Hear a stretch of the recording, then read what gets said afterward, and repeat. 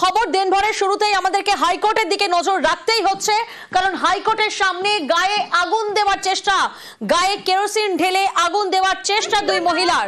আমার মৃত্যুর জন্য দায়ী থাকবে সাধনা পাহাড়, বিষ্ণুপুর 1, ঠিক আছে, বিষ্ণুপুর 1 আমরা যে জিপি, সাধনা পাহাড়, দৃষ্টির সঙ্গে সাধনা পাহাড়।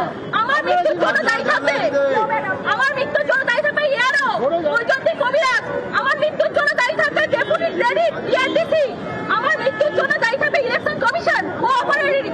হাইকোর্ট রায় দিয়ে দিয়েছিলেন যে নতুন করে নমিনেশন প্রক্রিয়া হোক।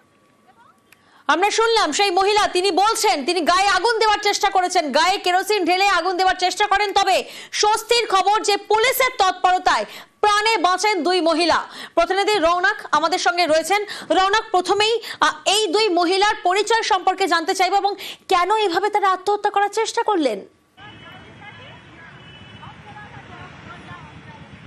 দেখো, একেবারেই যিনি গায়ে আগুন লাগানোর চেষ্টা করেছিলেন তার নাম পূর্ণিমা হালদার, আমগাছিয়ার বাসিন্দা। তাকে পুলিশ তৎক্ষণাৎ সেখানে গায়ে আগুন দেওয়াতে বাধা দেয় এবং সেখান থেকে উদ্ধার করে এসএসকেএম হাসপাতালে নিয়ে যাওয়া হয়। তাকে প্রাথমিক চিকিৎসা দেওয়া হয়েছে এসএসকেএম হাসপাতালে।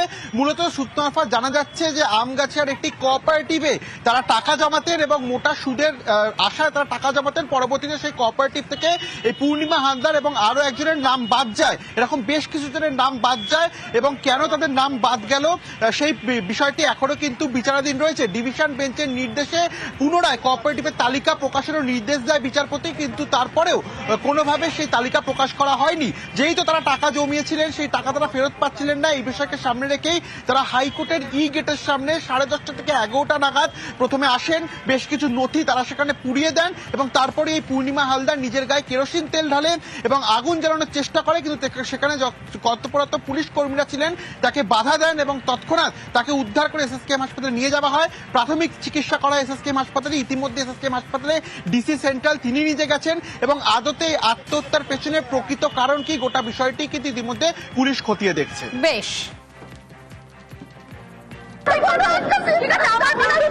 আমার মৃত্যুর জন্য দায়ী থাকবে ইলেকশন কমিশনের সৃজন নায়ক, আমার মৃত্যুর জন্য দায়ী থাকবে সাধনা পাহাড়, বিষ্ণুপুর 1, ঠিক আছে, বিষ্ণুপুর 1 আমরা যে জিপি, সাধনা পাহাড়, দৃষ্টির সঙ্গে সাধনা পাহাড়। আমার মৃত্যুর জন্য দায়ী থাকবে, আমার মৃত্যুর জন্য দায়ী থাকবে ইয়ারো বৈজয়ন্তী কবিরাজ, আমার মৃত্যুর জন্য দায়ী থাকবে ডেপুটি ক্রেডিট ডিআরডিসি, আমার মৃত্যুর জন্য দায়ী থাকবে ইলেকশন কমিশন কোঅপারেটিভ।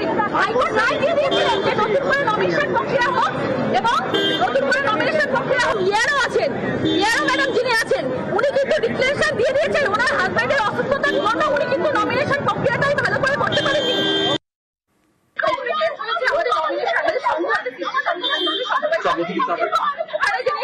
সম্পাদিকা আছেন সাধনা পাহাড়, উনি কি করেছেন, উনি সংগঠনকে পুরোপুরি সঙ্গে কারাপশন করছেন এবং আমরা তার জন্য প্রতিবাদ করেছি। 3 বছর থেকে আমরা প্রতিবাদ করছি, ঠিক আছে।